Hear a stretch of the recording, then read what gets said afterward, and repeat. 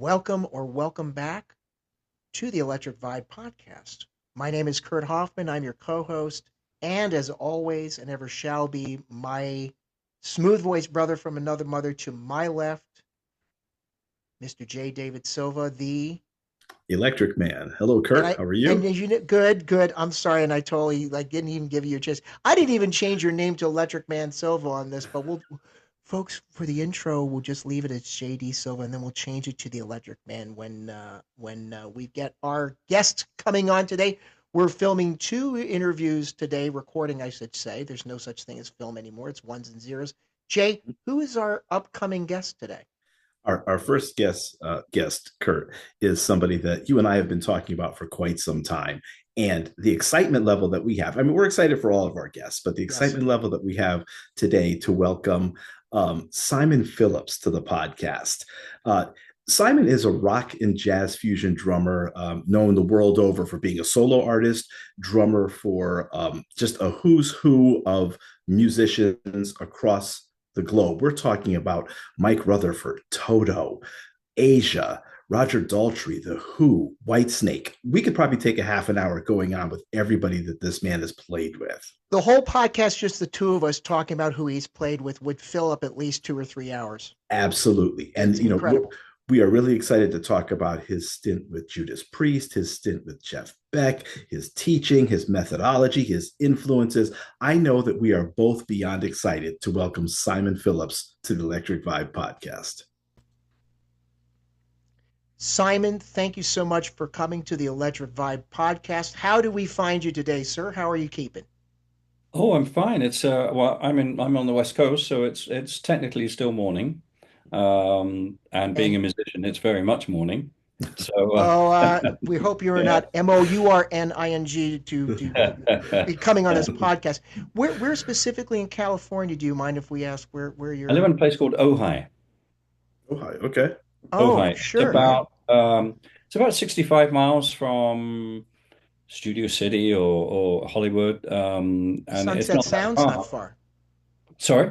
Sunset Sound's not terribly far, is it? No, no, I know. Sunset Sound's in Hollywood. Oh, it's Yeah. But Studio I'm City's So up the coast, going towards Ventura, and eventually okay. to Santa Barbara, and then you make a right going in to east a little bit, and the mountains here are the Topas, and it's absolutely gorgeous. Yeah, I just went for a walk up the trail here, which if you keep walking for 4 hours, you'll get to 6,400 feet. Jeez. Wow. I was Wow. already at 2,000 something feet up there, and here was about 1,600. So it's absolutely lovely. I love it. Wow. Wow. So I'm glad to hear somebody else is trying to get their steps in because I did that before coming on with you. So yeah, Yeah. gotta Oh, do yeah. the listen. Uh, And as a drummer and percussionist that you've been playing through the years, and so many different genres of music, I imagine that there's some sort of exercise routine or something to keep yourself loose because your body's a temple. I So know. I'm just how you've been doing it for so long. And Injuries, I- shoulder. I mean, I've been very bad at exercise. So the reason I go, walking or running is quite a steep hill, is so I can drive my go-kart properly because that is so exhausting because it's Mm. very, very difficult to drive because the steering is so stiff because of the. ah, And I used to race cars and now well, I haven't raced yet, but I'm learning to drive a go-kart quickly, which is much harder than driving a car. the next And it question. takes Oh, a lot of strength, and so that's what motivates me to go walking up the hill, not playing.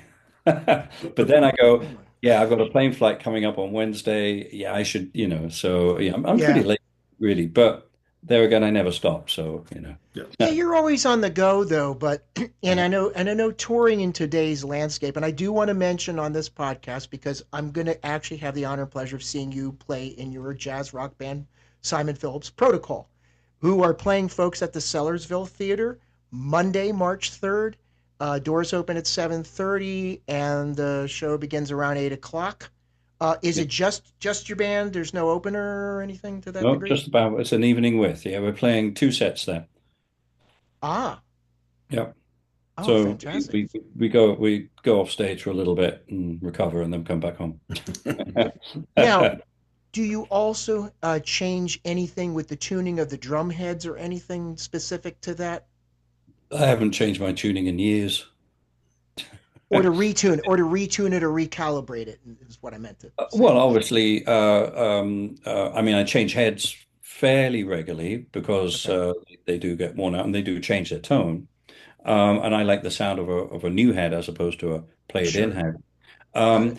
if I haven't touched a drum kit for a while, which on the East Coast I have one of my kits that's stored there, that hasn't been played since 2 years ago up in Quebec City. Just been sitting in the cases.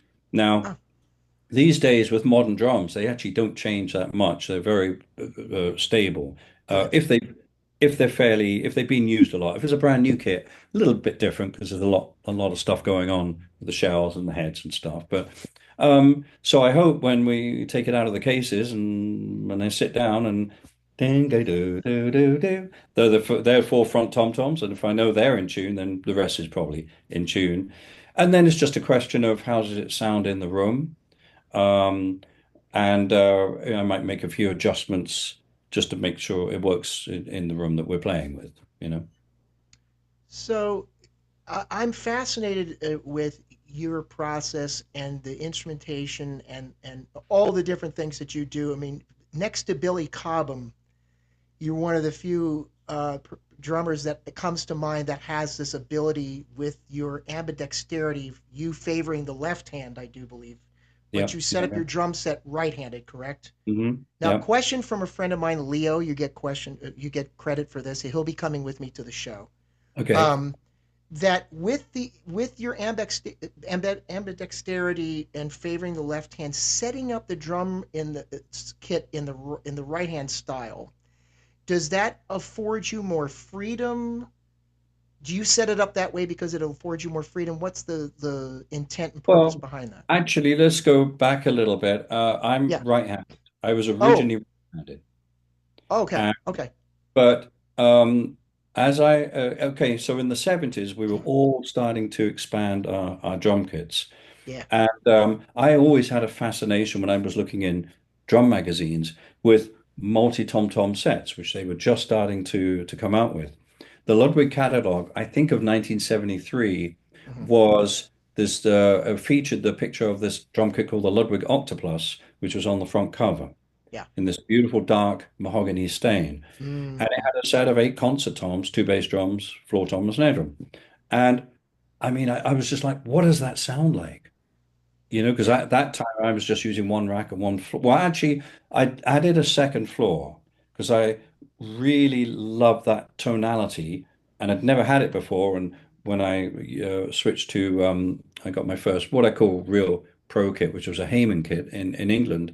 I added a Okay. 14-14 floor, but I was still playing with my dad's band at the time, so it's Dixieland. Right. But Right. to me, it was just wonderful to have this extra tonality. Plus, it looked really good. Remember, I was pretty young, Yeah. you know. Yeah. Yeah. Yeah. Um, Yeah. Yeah. Yeah. and then I added a bass drum and another rack tom in 1974. Right. Now playing right-handed, that's no problem. And then I saw Billy Cobham in at the Rainbow Theatre in 1974, and I was like, Yeah. and I just went, "Oh, that just looks so cool! I got to play like that, and I got Hmm. to add those extra toms." So I started, adding extra toms, and there was a problem with this first tom tom, this 10-inch tom here, and the hi-hat. Yeah. Yeah. Because when you play right-handed, your hi-hat is relatively high. Mine was Yeah. never that high because in those days, hi-hats didn't go that high, actually. You know, Yeah. I think Rogers were the first company to make a hi-hat that had the larger 28 mil, I think it is, Yeah. Yeah. Yeah. tubing and and really tall. Yeah. And then everybody followed suit. But I think all the other manufacturers, I had a Slingerland hi-hat, I had a Ludwig Spurlock hi-hat. They didn't really go that high, but high enough to be able to play, with right-handed. But the problem, it's in the way of that tom-tom. Okay. So I remember I'd set it up and I just took the hi-hat off and set up the toms how I really wanted them to look. Okay. 'Cause, Okay. I was 17. Mhm. Looks is very important. Fashion is very Optics. Right. Optics is important. everything.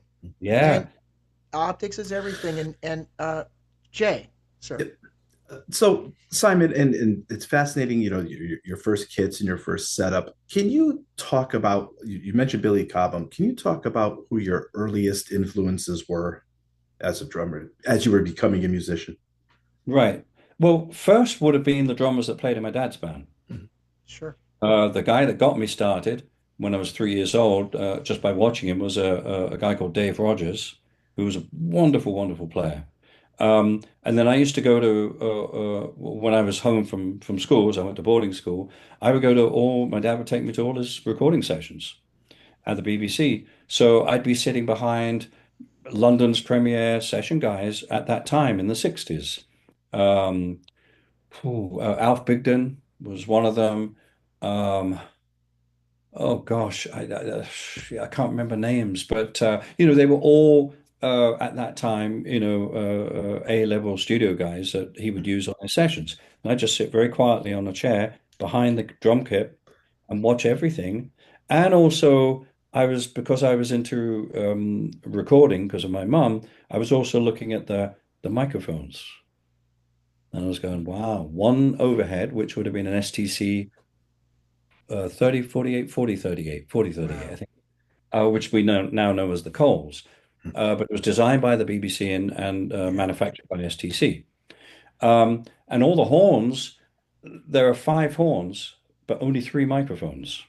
And Hmm. remember, this is mono, by the way. We Yep, were yep, Yeah. yep. Yeah. recording to full track quarter inch, Hmm.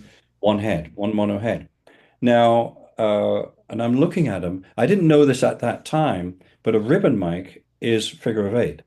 Yeah. So it's live both sides. So they used to place Right. a microphone in between the trumpet player and the tenor player, Yeah. and a microphone between the trombone player and the baritone player. And there were three on the other side, but that kind of picked up. Or maybe they had three mics. I actually don't know. No, I think it was two mics for five Okay. horns. And if the baritone was too loud, hey, Roger, would you step back a little bit? So he'd move his seat and his music stand back a little bit Yeah. and play from there. That's how he used to mix big bands. I You did. know, we didn't have many channels or many mics, so I was already watching that and taking watching in the control room, where in those days musicians were not allowed.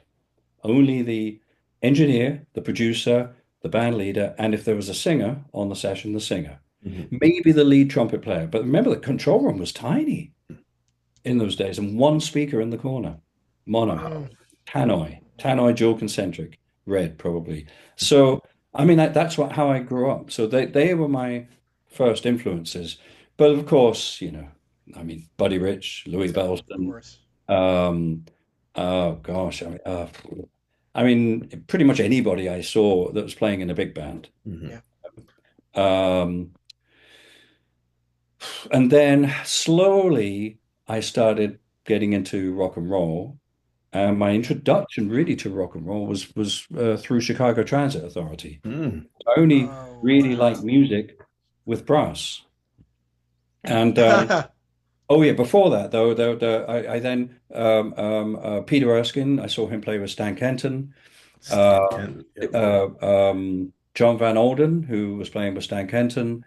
Mm. Ralph Humphries and Steve Bohannon with Don Ellis. Yeah. Um, so those are the guys I was then listening to, um, but also Stax recordings, um, Isaac Hayes, Yes. Oof. Billy Yes. Paul. I Mm. do know who the drummer was now on Billy Paul, but in those days they didn't always list the musicians. Nope. So I would be playing to all sorts of music. I played along to the Shaft album every day, not just the theme from Shaft, all So the other tracks, yeah. which were amazing.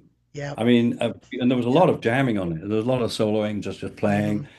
Um, and so I was listening to all sorts of and playing along to all sorts of stuff. But they would be my early influences. And then, of course, I heard Billy on a Diodato single Also sprach Zarathustra, which was what we know as now Strauss, but it's the Right. theme song to 2001. Hmm. The And disco version. so Diodato covered it on a CTI record, probably Yeah. recorded at Rudy Van Gelder studio, I would imagine.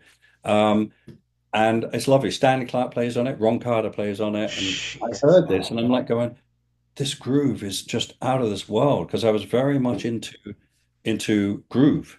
You know, Hmm. my dad instilled that into me in the Dixieland fashion, and I kind of moved that into what I was hearing on the radio and the records I was buying. Jackson 5, great grooves. And I don't know who the drummers were on these sessions, but they were all, all these great players. Um, but I heard that groove and I went, oh, I got to go out and get this record. So if my memory is right, I went out to the store and they'd run out of the single, but they did have the album. Ah. Like, of course, I just grabbed the album, um, and I put it on and started playing to 2001, but it's a unedited version. It's like 8 or 9 minutes long, whereas the Sure. single was cut down. Right. And right at the beginning of this is this really fast, accurate, was a single stroke roll at that time. I now realize it was a Billy's famous double stroke roll. It sounds like a single stroke. Yeah. And I'm going, whoa, who is this guy? And I was, well, how old was I? I don't know, 14 or 15, maybe 15 or something. I'm Yeah. going, Yeah. Yeah. hang on a minute. And I have a look at the thing. I go, Bill Cobham. And I go, interesting. And that was it. And then, of course, I started collecting all these other records with him on. Hmm. And then when I saw him, I went, well, funnily enough, I mean, apart from the blazing technique, which of course, that's what really then started me going, okay, I need to start working on my technique. It was that groove, Hmm. that lovely Interesting. sound, that snare sound he has, Yeah. and the groove. I mean, some of the most funky playing is when he was with the Mahavishnu Orchestra, him Yeah. and Rick Laird. And it's just like, and there's this crazy music, and yet Yeah. he's just holding it down, and it's beautiful. And Hmm. I just identified with it. So I started teaching myself to play left-handed. Interesting. Wow. So, talking about groove for a second, other drummers that like James Brown. When we talk about Jabo Starks and Clive Yeah. Stubblefield, did that also have an Oh influence on you? yeah, oh yeah. Okay, But these are the JBs. I used to play along to that and listen to that man. all the time. I loved it because it was more instrumental. Yeah, yeah, I yeah. mean, still a James Brown album, he still gets the royalties, but Right. Oh, what? but the groove, that shuffle, oh man, it's relentless, you know? Mhm. Beautiful. Yeah. Simon, can you just take us a little bit into what it was like playing with your dad and what those experiences were for you? Yeah, when I tell people, or when I even think about it, that I joined this band in 1969 when I was 12 years old and went on the road with the band, which means in those days we would travel by separate cars. And I was chucked in a car with my dad driving, my Hmm. drum kit, the trumpet player, and one of the horn players. And we just drive for hours. And of course, I used to get really car sick, so I'd have to have the window open, which probably pissed them off a lot.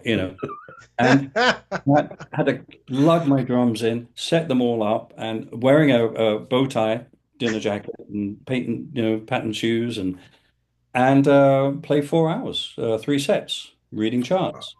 Um, I mean, I was incredibly inexperienced. I was a 12-year-old, but it was a very unique situation, and it never would have happened in any other circumstance. His music was typically very 30s. Hmm. In the 50s and more so the 60s, drummers didn't want to play um oh gosh, Dave Tough, you Hmm. know, uh, Cozy Cole, the older drummers of the 20s and the 30s, when it was really starting. They wanted to play like Elvin.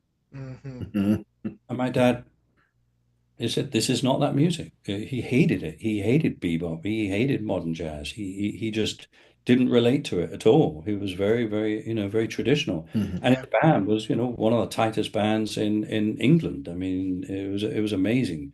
The groove. Yep. Um, so every time he'd go away towards the end of the 60s doing not the sessions, because the sessions he could hire the session guys. But of course, they don't travel anymore. They don't Right. go on gigs, and you'd have to No. pay twice what you pay the touring musicians.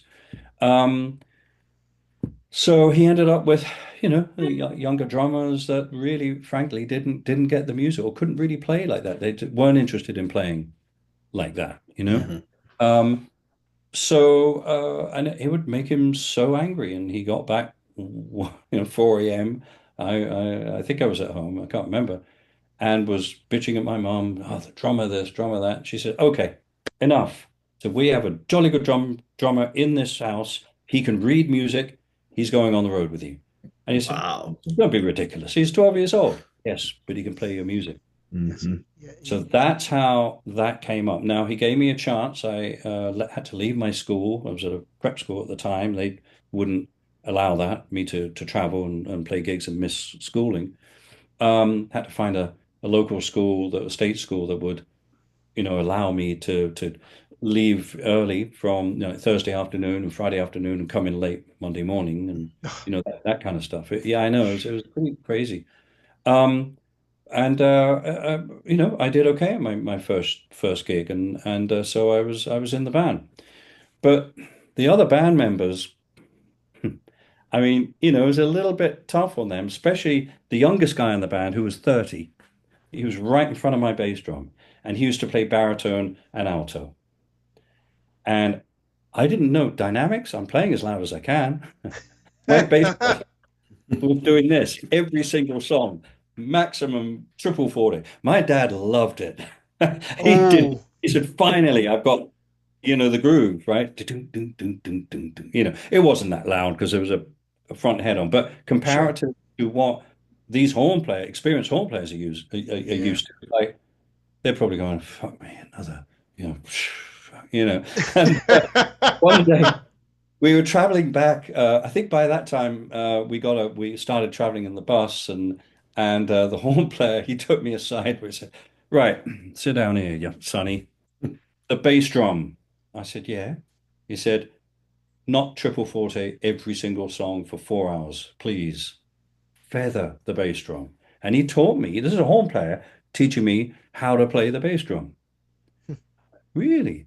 Okay. Now, my dad didn't want to know he didn't care. He was always sat up the front reading the Telegraph, doing a crossword and checking mouthpieces out. He reads. Um, and Which he, always broke. So, he treated me like one of the band members. I never really talked to him on the road. It was funny.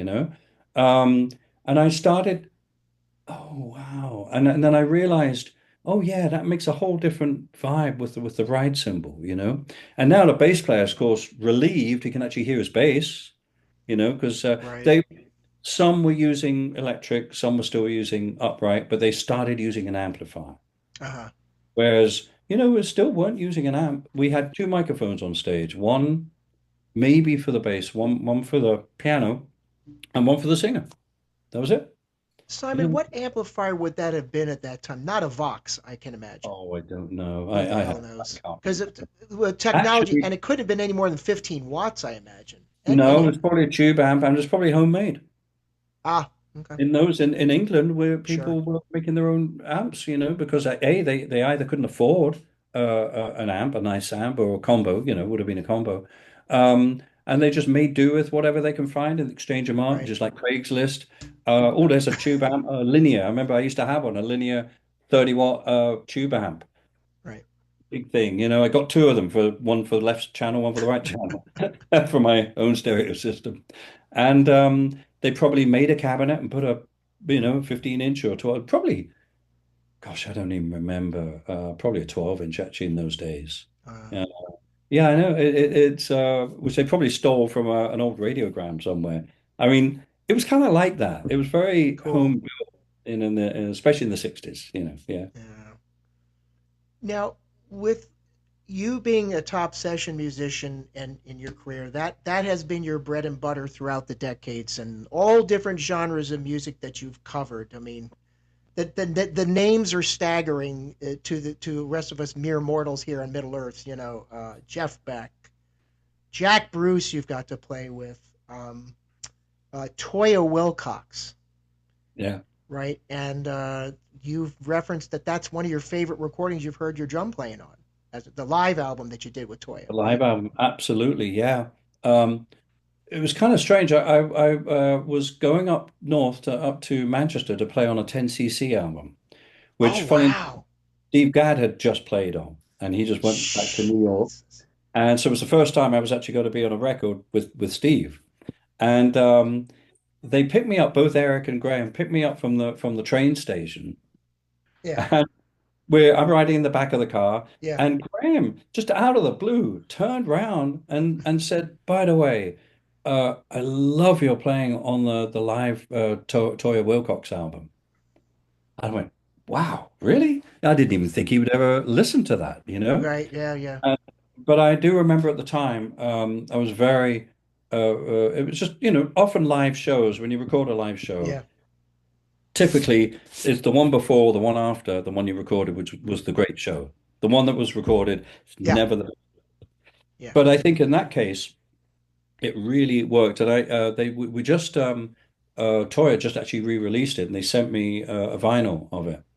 And I put it on and I was like, wow, yeah, this is good. This is great. Uh, And I'd like to mention her name, and that's thank you so much for telling that story. I like to mention her name because she's not as well known here in the States, oh, but in the UK, yeah. and famously now she is married to legend guitarist in Robert. his own right, Robert Fripp, King Crimson. Yeah. And during lockdown, they would do these videos together, covering all kinds of songs, for the hell of it, you know. One, absolute one. I love those. Yeah, yeah, I'm actually in awe of her version of Kashmir. I was like, this is not going to yeah, work, and somehow they made it work, you know. yeah, yeah. But um, there's another artist I'd like to mention because you've played with so many different people. We're going to get to people like Pete Townsend and the Who and all that, and Toto certainly later on, and have your feedback on that. But I'd like to bring up a gentleman I had the honor of uh, when I had the podcast solo without my illustrious co-host here, Jay. I got to talk to Martin Ware of Heaven 17 and British Electric Foundation. You recorded on the Luxury Gap Yeah. back in '83 two tracks that he wanted real drums on, Lady Ice and Mixter Hex, and The Best Kept Secret. Can you tell me a little bit about that session and working with Martin that you Yeah. recall? I think we recorded it in 81 though, 81 maybe?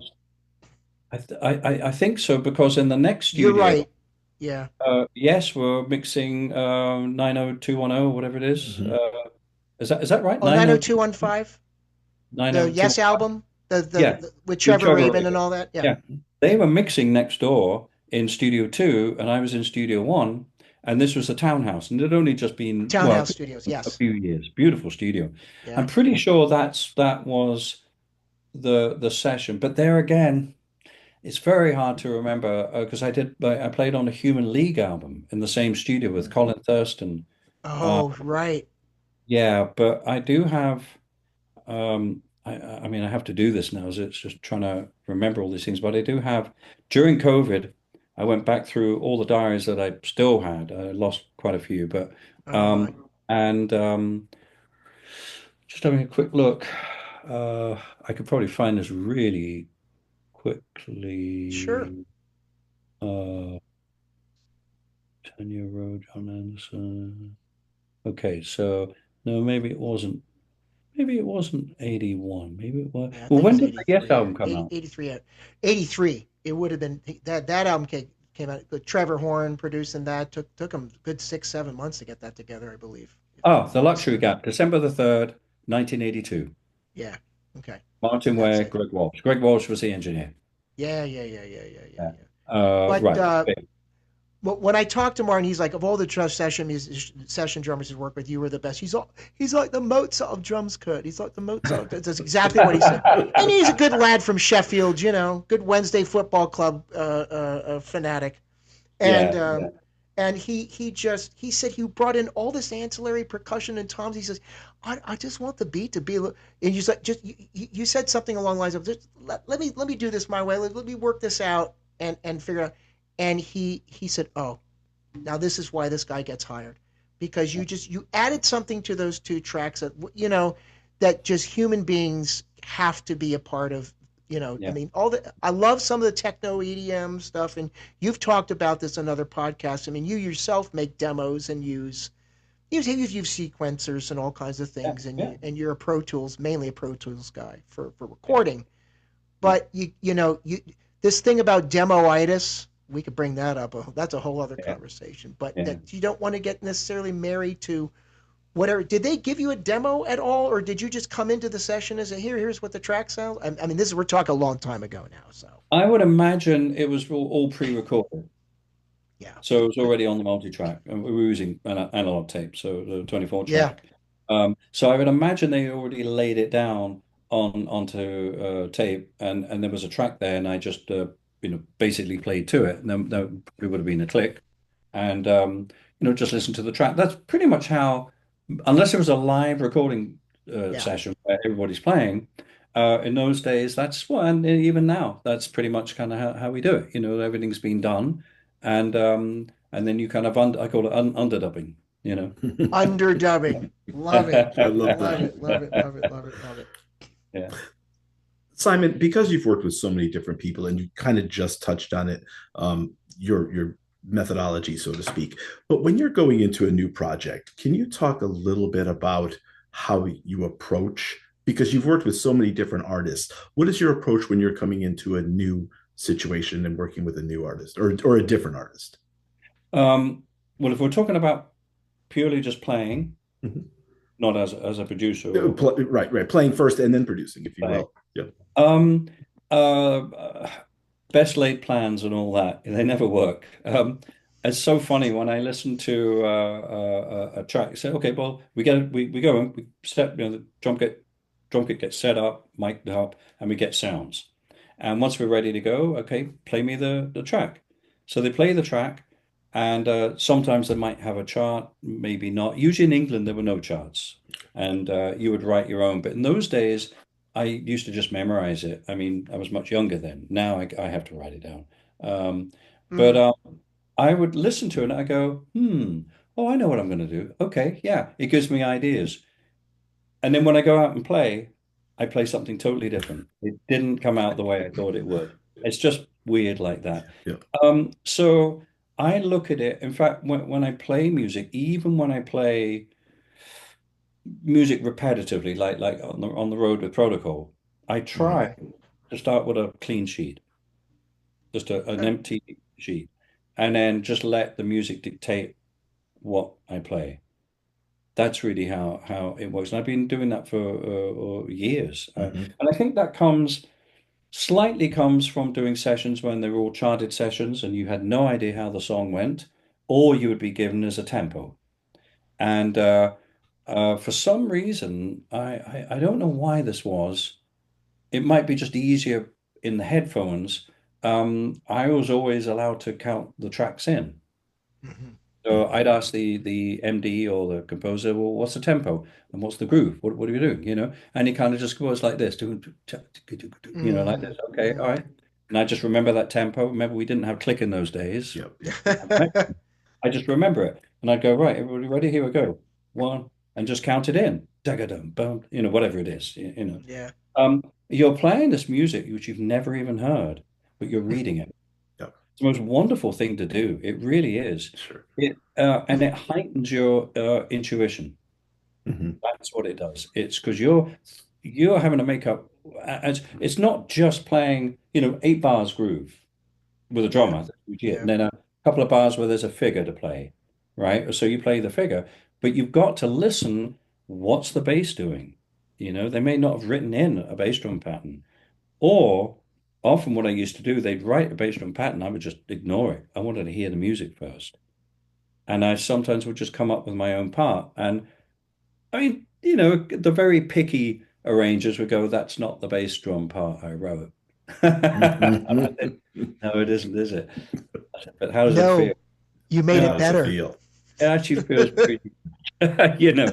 So it's give and take. It's whatever, and you have to adapt to the characters in the room. Hmm. You know, that's a very important thing too, you know.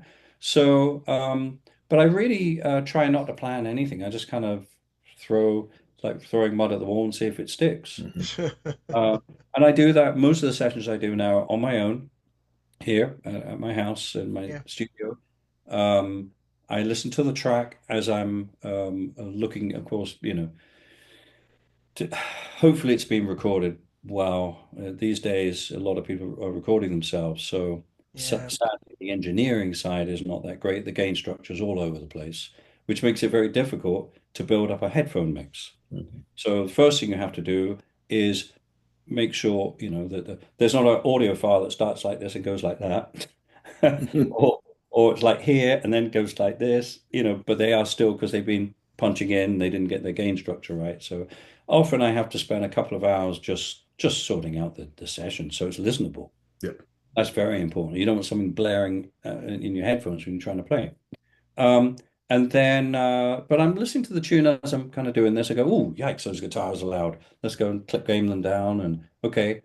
And then I insert the fallback sends and build up a headphone mix. Press dim, put the headphones on. Yeah, okay. Ooh, okay. That's a little screechy, that vocal. So I might put in an active EQ, which takes away that horrible, 3.7 screechiness Yeah. that Hmm. people, Yeah. that it just happens, and that takes care of that. Every time he hits that note, it pulls down that frequency. It doesn't kill my ears. It's very important to create um, the sonically the vibe of the song. So you're not fighting it. You got to, and then depends. I might do a chart. Even if it's simple, I'll run it through, put markers in on Pro Tools, and I'll just write, okay, at least I got a rough idea. Rip the piece of paper up and stick it on an octagon or something. The world's most expensive music stand. Um, and and then I have an iPad by the drum kit and hit record and just start playing. And sometimes I kind of stop and listen and play again. It's just really a rough thing. Most of it is actually figuring out if the sound is right.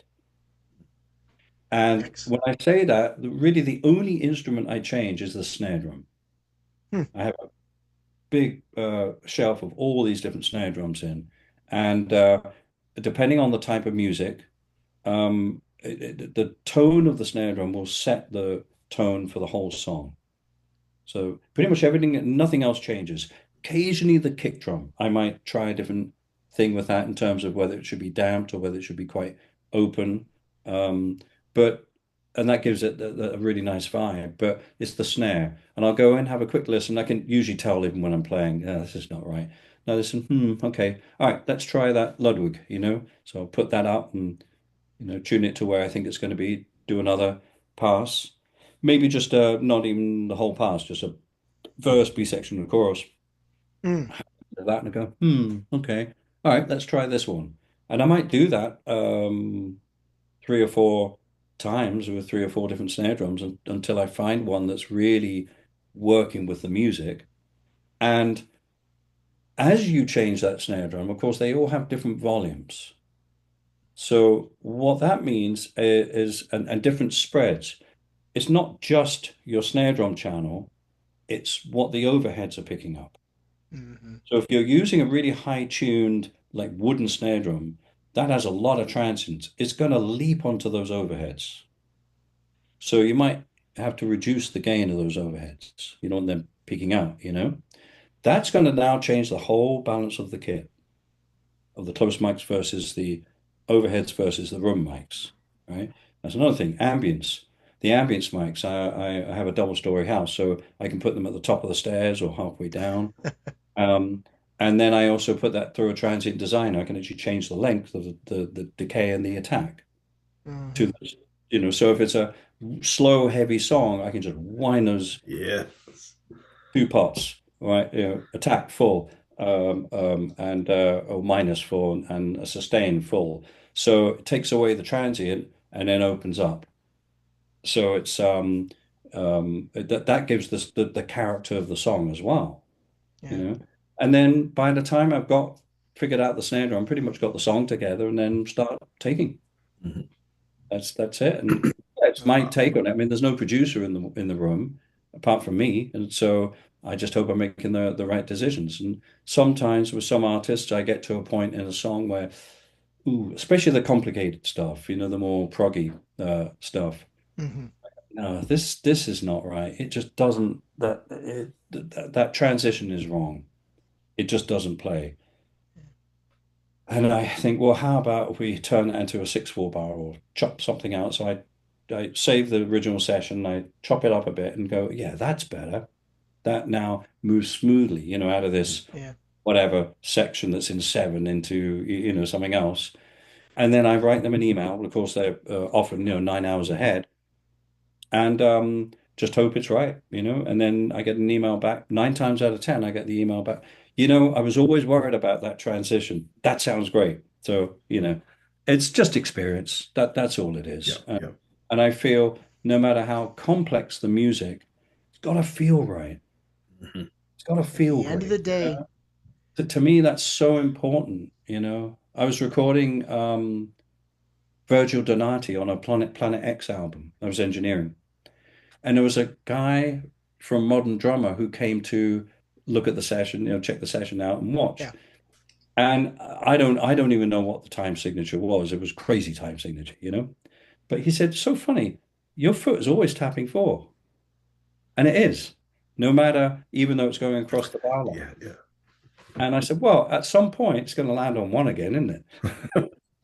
That's the concept. And that's kind So of how I approach that music. I really do. so you're able to compensate for the math in your head wherever that when ends up, or you just do it by feel. I mean, that's Just interesting do to it me. by feel. Yeah, But that's it's excellent. also a lot how I construct the rhythms, the patterns. I will always take like a very simple explanation, 7/8. You're playing a 7/8. Well, I kind of play a 7/4 over two bars of 7/8. It's Uh, just a method of approaching it where it feels smooth because I grew up playing sessions where groove was paramount. yeah, And play simpler. Too busy, play simple. yeah, And it really does work to get it across. And the fills, anytime you do a fill, it has to have groove to it. You cannot lose the groove or the swing just because you played a fill. okay. And then you've got to think sonically what's happening. Are you hitting the bass drum as you're hitting a big floor tom? Recording doesn't like that. Pair of speakers doesn't like that. It's too much. It'll just phase out. So try not to do that. Try not to play, you know, the less you can feed into a pair of speakers more openly, it's going to sound better. Yeah, So I very rarely play two things at once. If you really study the fills on some of these records, you'll notice there's only one thing being hit at once, which makes it uh, convey out of the speaker system. excellent. It's just a little recording trick that I Yeah. just kind of developed from very early on, actually. And then naturally, Simon, being a musician who, we live in an era of laptop musicians, and you know exactly what I mean by that. Just paying attention to stems. There's no what's being taken out of a lot of music of today, and you already know this, but is the fact that there's no live musicians engaged. There's no engagement. There's no visual contact. Okay, Yeah. and the number of interviews I've heard you in, and this seems to be sort of your mantra, is that when you're performing live, you're not watching your drums, you're watching the band. Talk about your visual communication and how that is crucial to your live performances, if you would. That was something I learned and picked up in 1975 when I was playing in the band I was in, Chopin, and we were supporting ELO on a tour in England. And the other support band at this particular gig, which I believe was Exeter University, was Return to Forever. Al Di Meola So and those we guys. were Yeah, all very excited to yeah, be. They opened the show. yeah. ELO then went on after them, and then we followed ELO when everybody had gone. There were like three people in the audience, including Stanley and Lenny, which they stayed for like one tune or something. It was hilarious. But I got to sit in the wings behind Lenny and watch the band. And the thing I noticed was Chick never looked at his keyboards. Yep. He was always looking at the band. It was amazing. And I went, that's so cool. I'm going to do that. I'm going to start doing that. I just loved the way it looked. That's where it started from. So that's what I started doing, learning to not, just play. I mean, sometimes, yeah, I look around, yeah, but You've got to look no, down I'm every now and then, usually, of course. Yeah. yeah, but I'm looking at the band. Um, and I remember doing a session with Chick actually later on, 1995, for the West Side Story record that David Pack produced. Was that with Jose It was Carreras and wonderful, Kirita wonderful. Kanawa? Right. Yeah. Was that Yeah, with the yeah, West End yeah. production? Oh, that was Everybody. the with Leonard It, Bernstein conducting, right? Yeah. well, no, Bernstein wasn't It, involved, but apart from being, giving his, yes, you input. can do this. But Yeah. David Pack was Ah. producing, and he put all these different sessions together. I think I did about three of these sessions. I Wow. played on Cool. I played on one of the ballads, and then I played on the Rumble. Um, and that was basically two bands. It was kind of half of Toto, half of most of all the electric band at that time, Wow. Okay. plus Paddy. Oh no, maybe that was a different time. Plus David Page and Steve Vai. That's right.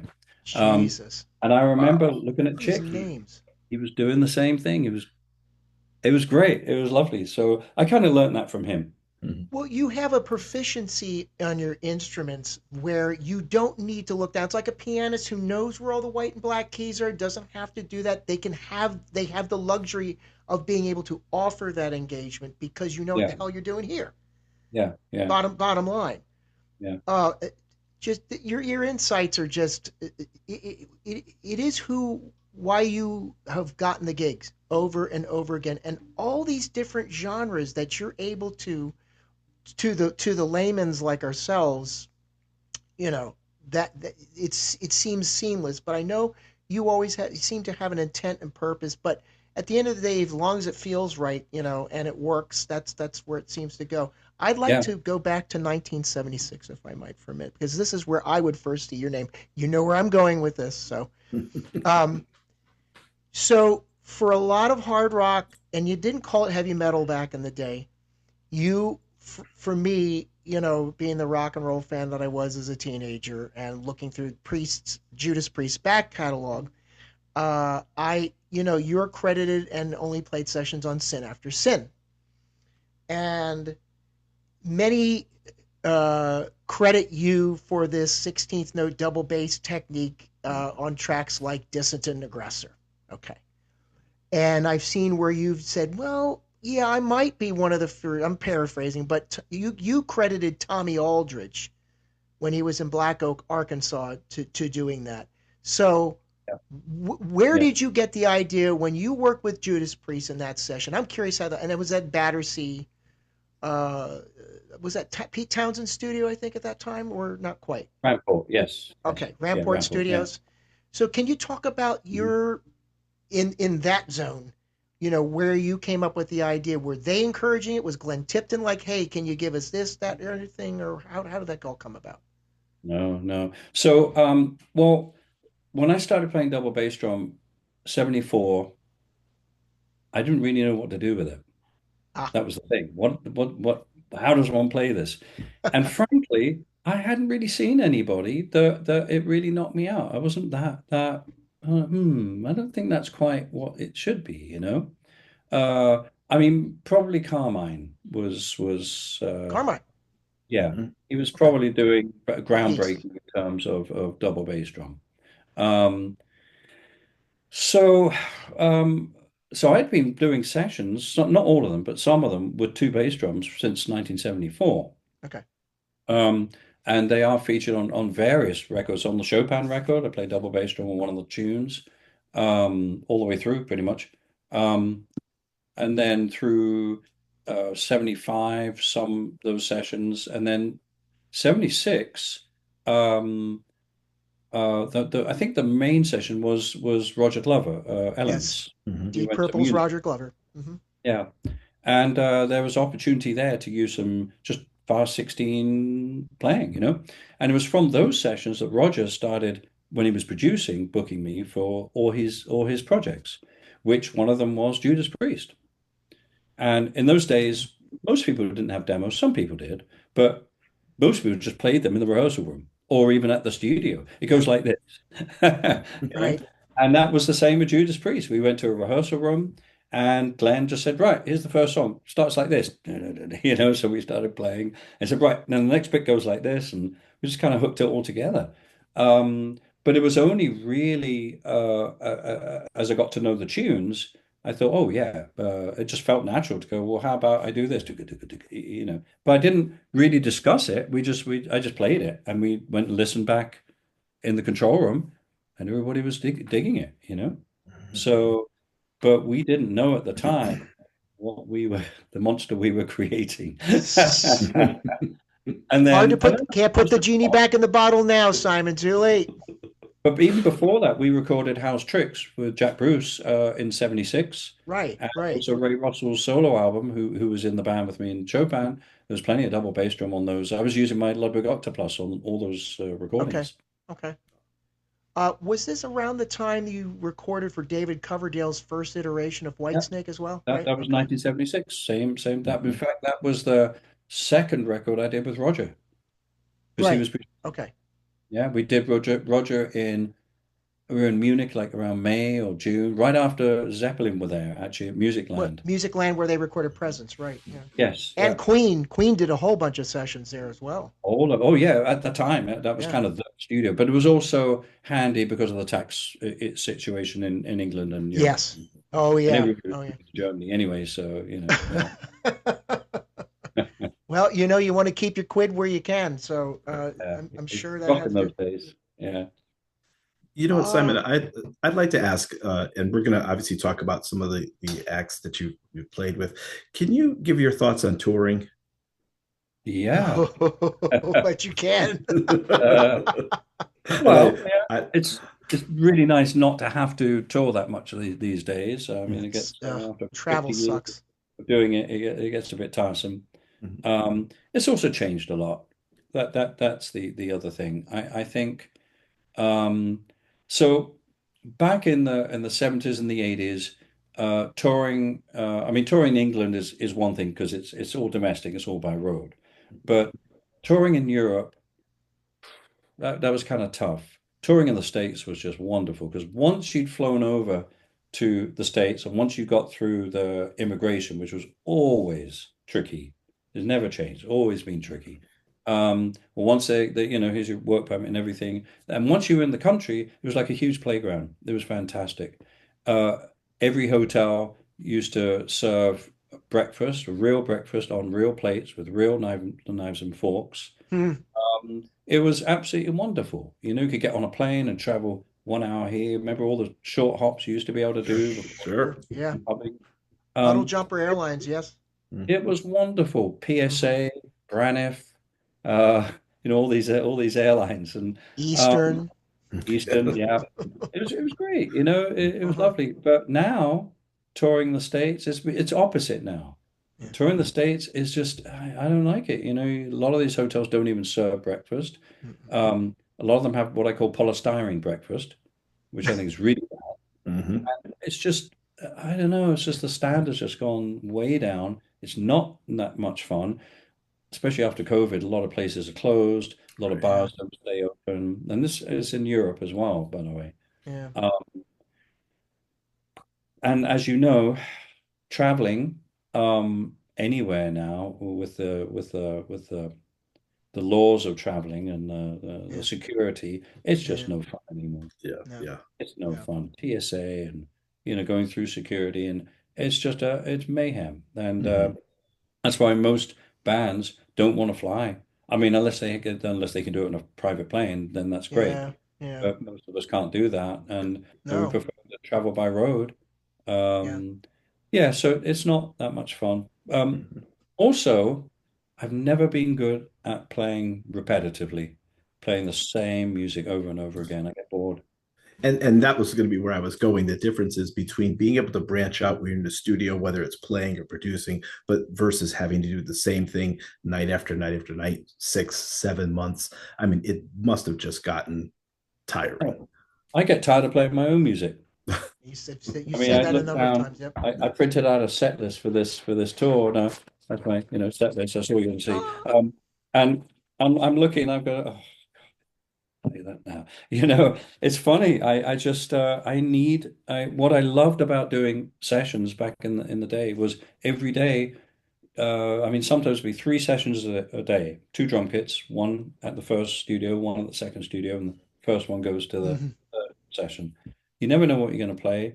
Some of it not great, it could be in those days a lot of disco music, especially in the mid 70s. Mhm. Um, but but a lot of it was really, really fun. And the other thing, the social side, you start your day off maybe at CTS, which was more of a movie studio. So a little bit straighter. Some people, in those days, still wearing ties. And you might be working with like one of the great composers, film composers, might be a whole orchestra or, brass section. But you see all the brass guys, hey, how you doing? And Herbie Flowers on bass. Yeah. It's a Alan Parker probably, real session guys, Ray Cooper, Oh, these and names. then you finish and off you go. We're at Trident, right? You go to Trident, and a whole different bunch of people are there, and you go to Air Studios, whole different. Socially, it was fantastic. It really Mhm. was. So And you nat got to play live all the time. yeah. So naturally, that goes to my next topic I'd like to bring up, and that is when you were asked to join Toto after the death of, you know, Mhm. Maestro Porcaro, and you know, you're because you had these abilities to work with just about, I mean, all the guys in Toto were session musicians as well. They were kind of the next generation of the Wrecking Crew, you Yeah, know, and Steve Lukather's played on a dozen, Michael Jackson's Thriller and Right. all these different. Basically, Toto wrote Human Nature, and Right. Michael Jackson Right. sang it. So, oh, so Steve you, Porcaro was it? yeah, Steve. Yeah, So Steve, right? But yeah, you basically on all the guys from Toto playing on that. yeah, yeah, yeah. And it is a nat. I mean, nobody can truly replace Jeff, No. but you, if anybody had a shot at playing and had that same skill set as the rest of the guys in that band did, you were the it guy for that. I mean, you were the one they were like immediately. Who came with the decision that let's call Simon? Um, well, from my perspective, again, I'm not Luke telling the story or Paige telling the story. Yeah. I had already plans were afoot to move to the States. I Hmm. was done with England. I was producing. I wasn't liking much of the stuff I was producing, but it was also the record companies and the way the attitude was to production. Um, I'd finish production, send the mixes in, then I go, "Oh, could you send the master tapes?" I went, yeah, okay." She said, "Why?" I said, "Well, yeah, we're going to get so and so to remix them." Oh, okay. So, ship them off, and then again, I said, "Do me a favor, let me hear the final mix when it comes back." And then there's one particular project which kind of made that decision for me. I got it back, and they had replaced a whole load of instruments and BVs, a load of backing vocals, but they didn't listen to the harmony properly, and there's a whole bunch of wrong notes in there. Ooh. I got, oh, whoa, that's a major against a minor chord. What? So I phoned the A&R guy. I can't even remember what record company it was. Oh And I said, wow. you do know that this remix, by the way, is not just a remix. It's because I think a remix is literally taking the faders and remixing it. Right. But it got Right. turned into like remaking the tune almost. Everything is raised and starting from scratch, Jesus. which is Yeah. not a remix. It's a No. recreation. Yes. Um, and I said, you do know that there's some actually wrong harmony in there. Oh, really? No, but it sounds good to me. Didn't have an ear for it though. I mean, I just went, okay, you know what? I think I know what's happening with this. I don't music, it's pop music. That's not me. I'm not that kind of producer. yeah, no, So I said, yeah, I think I'm off. And so put the balls into motion. It took about certainly over a year of bureaucratic and lawyers and immigration stuff. uh, And I was basically everything had come through. I got my visa and my H1 visa and my yeah, passport and a yeah, big folder full of papers ready to basically come to the States. right, And then I heard the news that Jeff had passed away. And a week later, I got a call from Luke. yeah. And I was just about to the next day drive into London to play with Big Country, Hmm. the Buffalo Skinners album, Yes. and which turned out to be the last record I've recorded in England while I was living there. Oh, Um, jeez. and I thought Luke, I knew Luke not very well, but we had played together, we had met, and I thought maybe he was just calling to talk. Uh, and I said, Luke, so sorry to hear about Jeff. And I said, yeah. Listen, we're at a meeting here with our manager, Mark Hartley. We've got this tour planned, 42 shows, and we've got over 40 people on the payroll. Will you come and play with us? That was it. And I went, Wow. Toto? Really? And I wasn't really aware what Toto was doing in those days because Yeah. most of my work was actually I was coming to the States a lot. Mm-hmm. Their success was really in Europe, not in the Europe. States. Yeah, I know. I know. Kind of ironic. So I had no idea what they were playing at that time, and Yeah. I said, "Wow, okay, well, Luke, when? He said, as soon as you can. We got to get rehearsing." I went, oh, "Okay, well, I'm tied up for the next, so many weeks, but well, I need to make some phone calls." So I said, in the meantime, can you send me the music? So they Yeah. shipped over a DAT of their new record, which had just been finished, which was Yeah. Kingdom of Desire. Yeah. And of course, I didn't realize Toto was now a four-piece, and Luke was actually the lead singer. Um, and I put that on and went, wow, this is interesting. This is much more rocky than I remember them. And that might have been a big one of the reasons that they um, I was in, I was the choice to play because maybe I Sure. think they were heading to a more heavier rock sound than what they had done previously. Like almost like early Toto, like Hold the Yeah, Line, Hydra, the exactly. Hydra album, and what have you. Yeah. Yeah. Yeah. Those earlier tunes. So, but with a new sound, with a 80, well, in those days it would still be 80s kind of sound.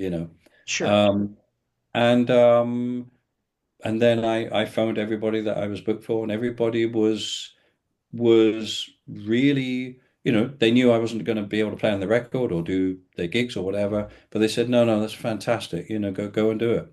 I only had one guy, Dutch guy, that got really angry. He was like really pissed off I couldn't make some stupid thing over there. And I said, well, Wow. come on. Anyway, so, and that was it. Yeah. Excellent. I think the other elephant in the room. This is a good elephant to have. Is Yeah. you're eventually playing for the Who's reunion tour, but preceding that, your relationship working with both Pete Townsend and Roger Daltrey on separate solo projects. I'm most interested in the track "Give Blood" that you did on the White City album because you've broken that down. Dude, that is a freaking masterclass Yes. of who you are as a drummer, and you have to. I'm sure you can see why many people agree. That just when you break that down, I'm like, God damn, this guy's just like watching. It's just watching you just break down on the Drumeo channel. Oh, yeah. Yeah. And the fact that you weren't even supposed. This is one of those stories that I just it doesn't it bears repeating because you weren't even supposed to be at that session Oh. because You Pete put had me on the big wrong day. booked you in Yeah. the wrong week. Yeah. Would you mind taking us through that? And of course, the guitarist on that track as well. You have to please, if you wouldn't mind Yeah. telling that story. Well, I just I'd been booked, but Pete actually called to book me, which I thought, wow, that's great. So and I didn't know this until a year later when I was working on another album with Chris Thomas, who was producing Thrashing Doves. And I went over to Denmark to record. And we were in the bar after the session. He said, by the way, I've got to tell you about those sessions, the White City sessions. And I had no idea.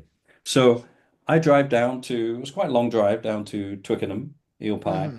And Yep. I know Twickenham. drum kits set up by my drum tech, Ravi, and we get a sound, Bill Price, and I noticed there's no bass player. And in fact, there's just this guitar player who I thought was an old friend of Pete's, a session guy. I'd never come across him before, but he was talking to Bill Price, about his band and everything. And in the meantime, his strap was plugged into a DI into the console, and he was just like noodling with a delay, with two delays, left and right delay, Yeah. and I thought, yeah, who is this guy? Anyway, I'm reading my studio sound and having a cup of coffee, and Pete's Yeah. gone home to get demos. And I thought, wow, Pete doesn't seem very together at the moment.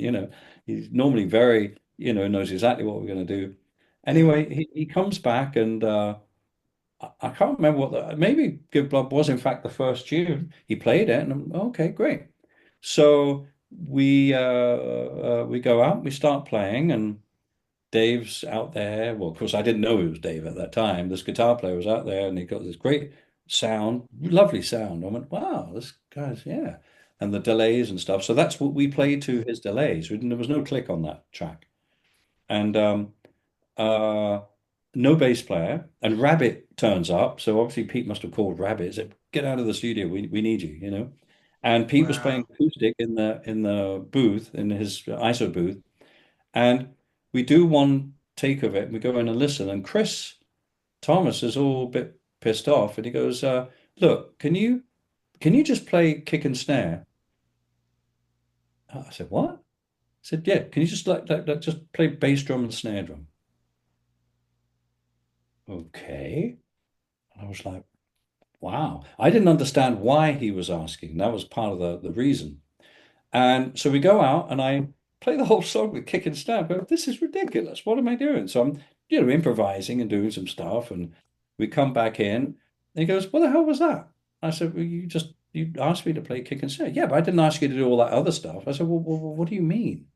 So, because I want to record the kick and the snare isolated from the rest of the kit and overdub all the other stuff. I went, oh, on a song like this?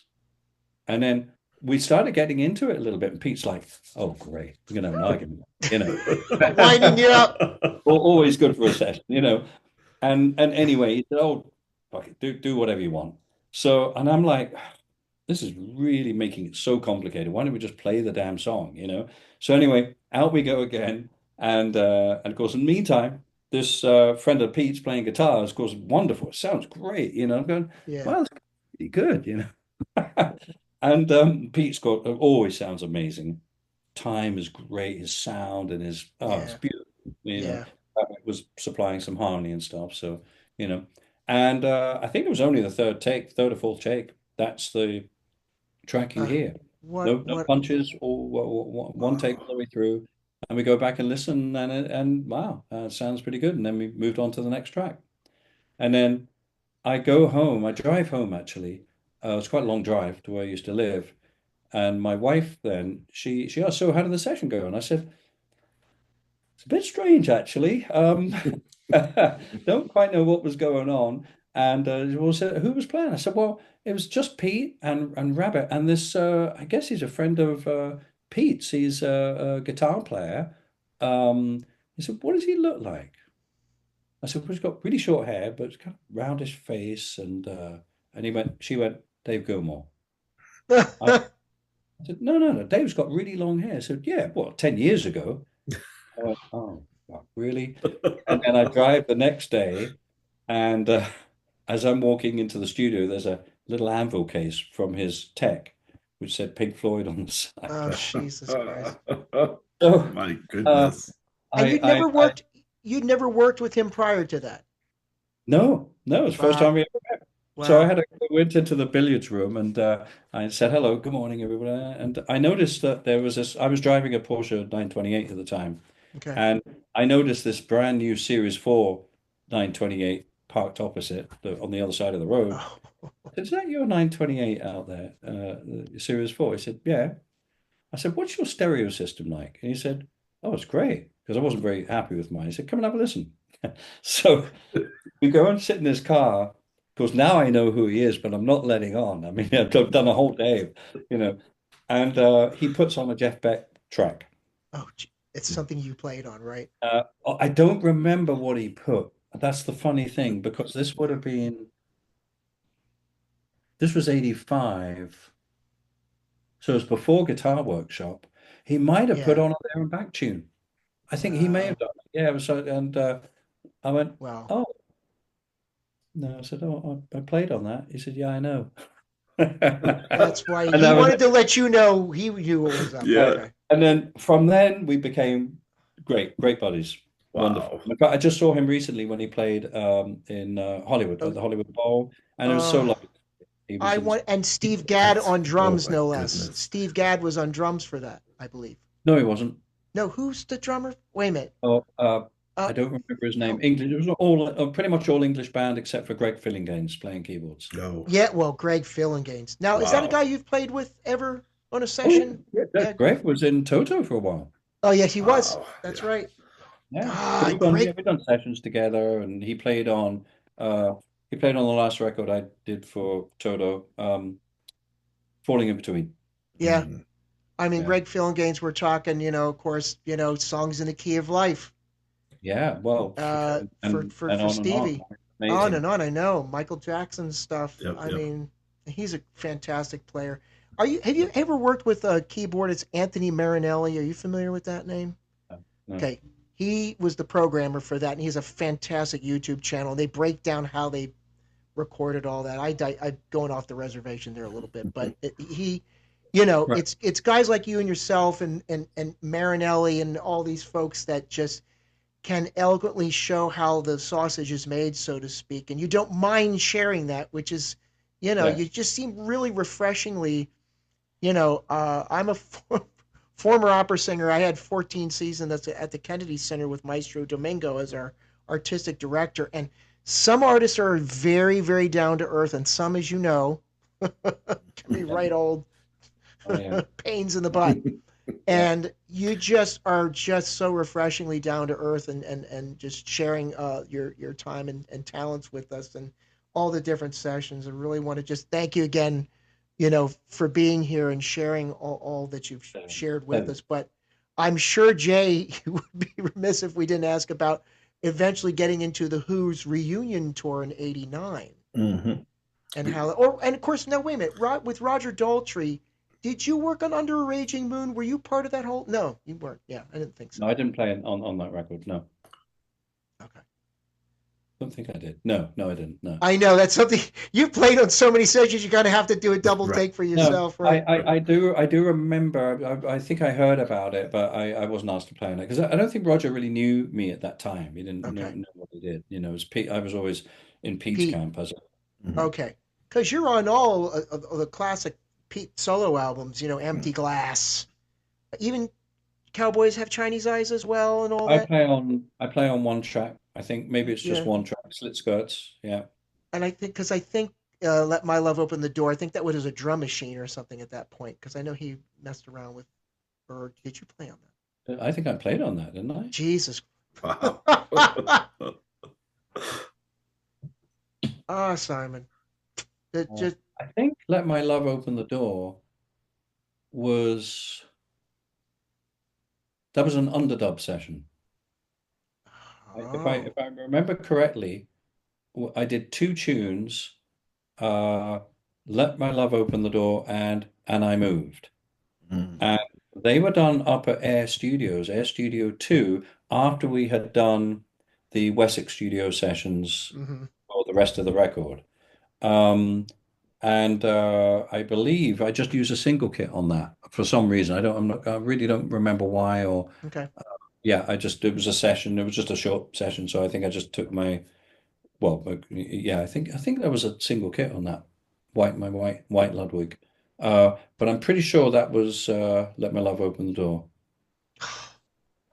Wow. Simon, because you know why? Because he used an Air Studios ashtray as the offbeat before the drums come in. Back when you could smoke in the studio, right? Simon. You do everything in a studio. Oh, oh, Even oh, sleep there. you, you played with Toto. I can only imagine, well, back in their heyday, they were doing all Back in that. the day. Yeah, yeah. Right, right, right.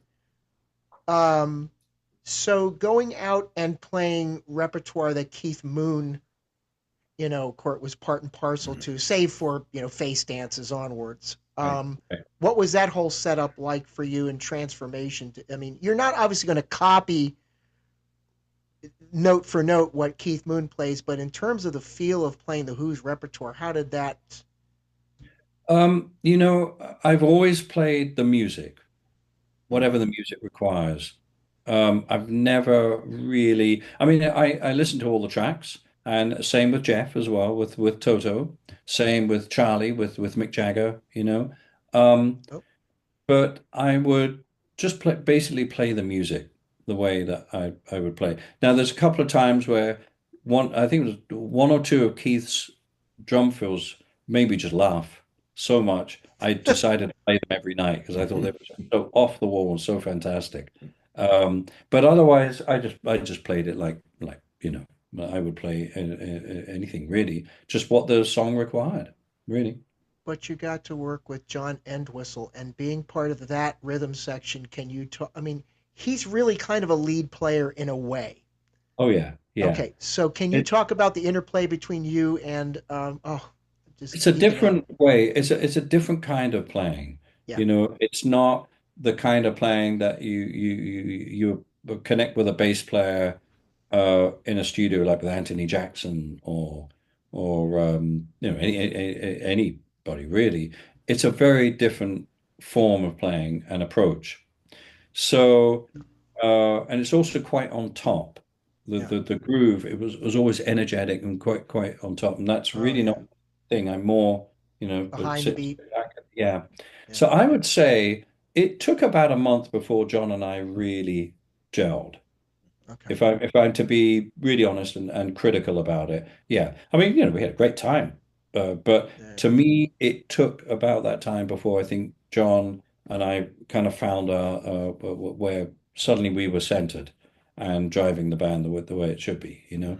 Yeah. Um, Pete used to laugh because, I have a way of playing certain things, and if I do a certain fill, it's not your normal kind of fill. All right. John used to he'd be playing and I'd do it, and then he'd have this look on his face, and Pete saw it, and he'd just start laughing because Pete knew how I played, you know. Yep. And Roger, I Yeah. think, always felt I was too jazzy, you know. But that's just Roger. But John, it was like, what? But then after a month, he got used to that, and then of course we had a wonderful rapport. It was great, lovely.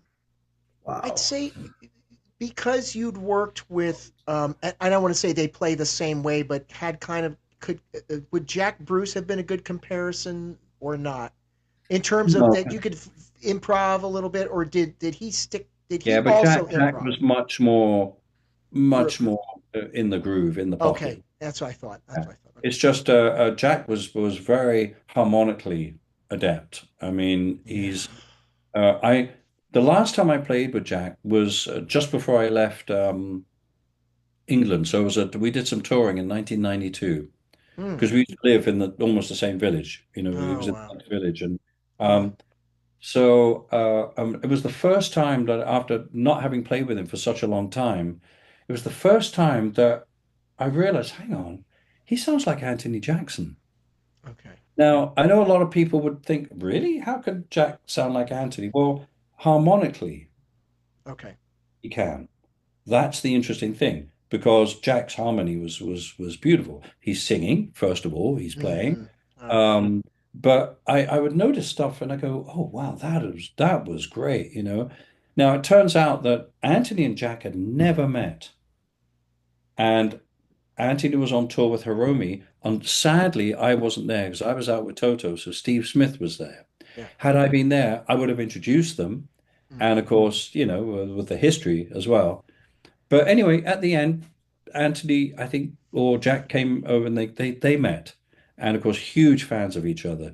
I remember Jack playing the Chick Corea album, the Leprechaun, Okay. when I was over at Jack's house in 1976 sometime. He said, you got to listen to this. This is Anthony Jackson, you know. And I went, oh wow, yeah, great, you know. So he was a big Anthony fan. And what I didn't know was Anthony had been to a Cream gig and was a huge Jack fan. Isn't Oh, that bless. amazing? My Yeah. goodness. Bless. So as though very far apart they weren't really that far apart. There was a common thread which I noticed in their playing, which was wow. I mean, the tone's totally different, totally Yeah, different. sure, sure. But the musicality, that's what I was hearing, and I thought that is so cool, lovely. Oh my Wow. gosh. Yeah, So, Simon, I one question I have to ask you, and again, thank you for your time today. I'm going to paraphrase this.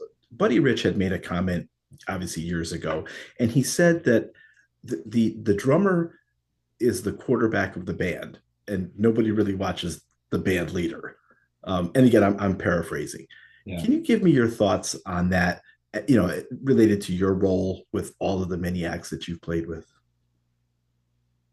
Um, w- well, yeah, I mean, the drummer is the backbone of the band, Yep. definitely. Definitely Yep. is the driving force. And it has been said, if a band has a great drummer, it's going to sound like a great band. I Mhm, mean, it's yeah, it's very, very important. Um, it's very hard to lead a band from the drum seat, mhm, Yeah. but my concept is just I let the music do the talking. I don't really need to do much. I mean, in terms of visual, yeah, you're stuck. It's like a keyboard player. You're stuck, you know. Um, it's the guitarist and the bass player and the horn player that can move about a little bit, you know. mhm. Um, but I just think of it as, I'm the guy that will get up and talk in the mic and introduce the band and say a few things and keep Sure. the audience entertained Mhm. and keep them Absolutely. involved, which I think is very important. But then once I get behind the drum kit and it's a big kit, so sometimes it's a bit hard to see what I'm doing. That's pretty much what you're seeing now. It's pretty much all they're Yeah. seeing. Big arms going up like that. Right, Ooh. right. And so it's not very visually entertaining, I think, in terms of from that point of view. But the music, it's about getting the music across and getting the other guys across. Mhm, I have these two wonderfully young, amazing players, Alex Searle playing guitar and Jacob Cesney playing horn. In fact, Jacob's not making the East Coast tour. There's another wonderful sax player called Philip Wack. He's filling in. And Okay. I mean, it's just wonderful hearing these guys play and, beautiful Sure. soloists. And not Mauro is a monster, you know, wonderful. So, So well, we you'll can see. I can't wait. And again, folks, want to plug since this is going to be recorded and years from now people will see this, so it'll date itself. But in the year of our Lord, March 2nd, Monday, 2025, you will be playing at the Sellersville Theater. And for tickets, you can go to st94.com. There's different ranges of ticket prices. And yes, I and two other friends of mine, I'm taking them along on the trip. One guy who is a really big fan of Great. yours, Simon, and he is a drummer as Oh, well, and he's really looking forward. I do have a drummer question from another drummer friend of mine, if I can, and we'll certainly let you go. So he's mhm. he's getting real geeky because he was my band teacher when I taught elementary music, and he used your Right. Alfred method books, both of them back in the days that he was teaching percussion. His question for you was on the Burning for Buddy CD, you play an incredible version of Dancing Men. Compared to versions that Buddy himself and Dennis Chambers played, it's a bit slower and grooves better with a bit more of a backbeat. He absolutely loves it.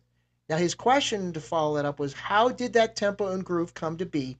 Did the band, parentheses, most of which I think were in Buddy's band, say anything about it being slower? Nobody ever said a thing. No. I There you mean, go. Neil Peart was producing. Excuse You know, me? it's funny that That's right. that whole scenario. I wasn't even sure I was going to do that session the day before.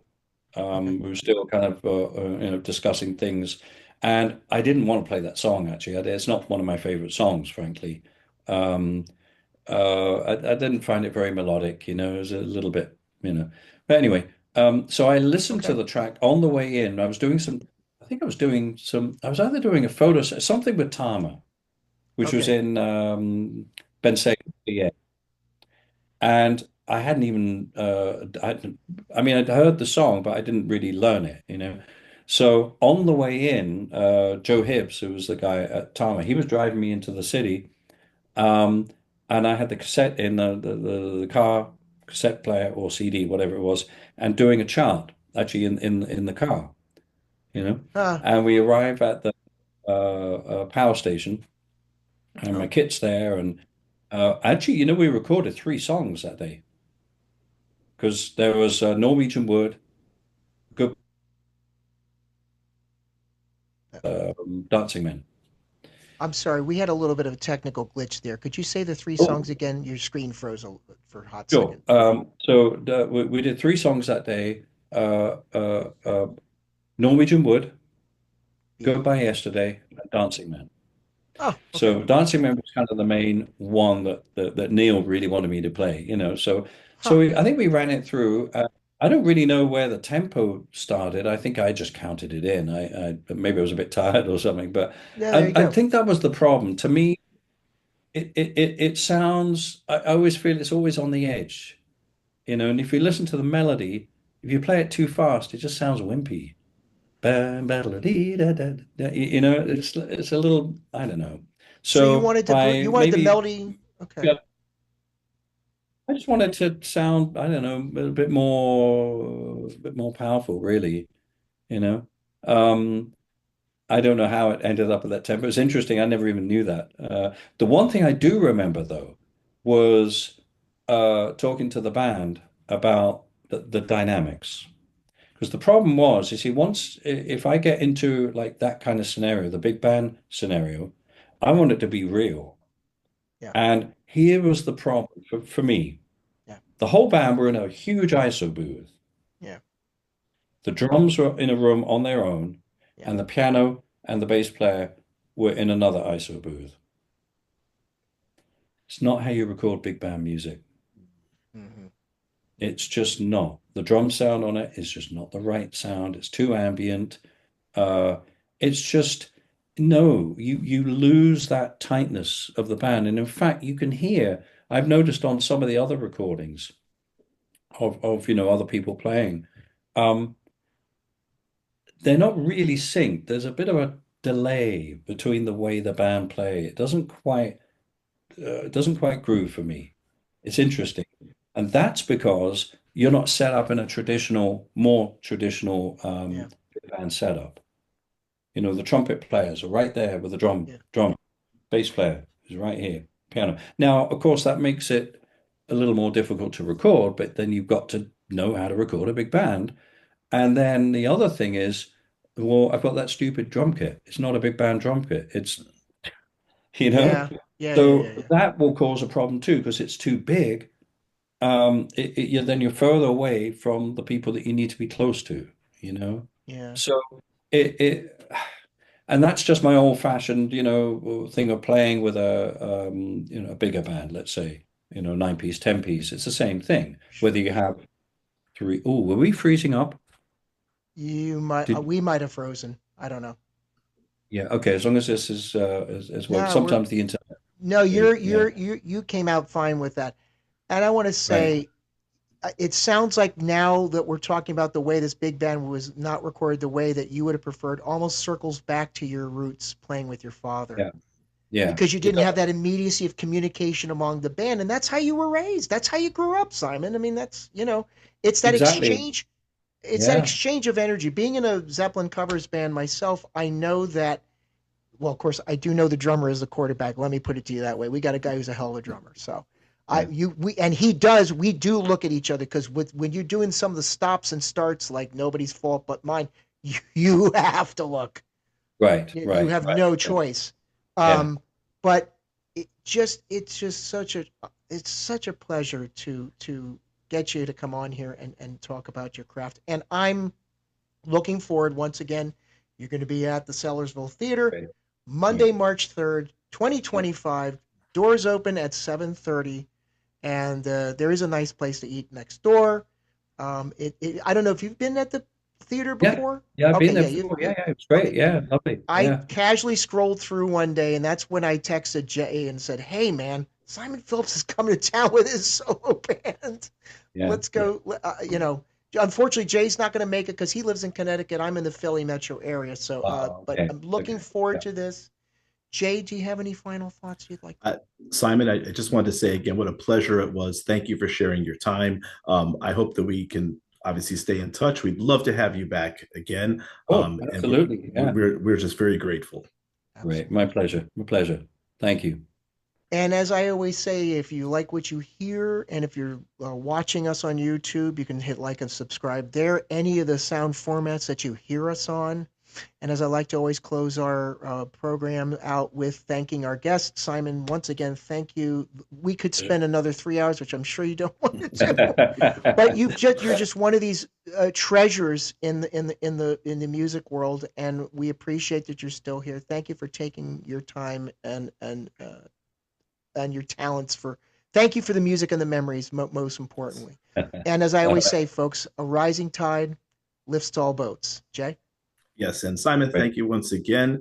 Stay well, and for everyone else, just remember: when the universe comes knocking, you have to answer the door. Take care. Peace.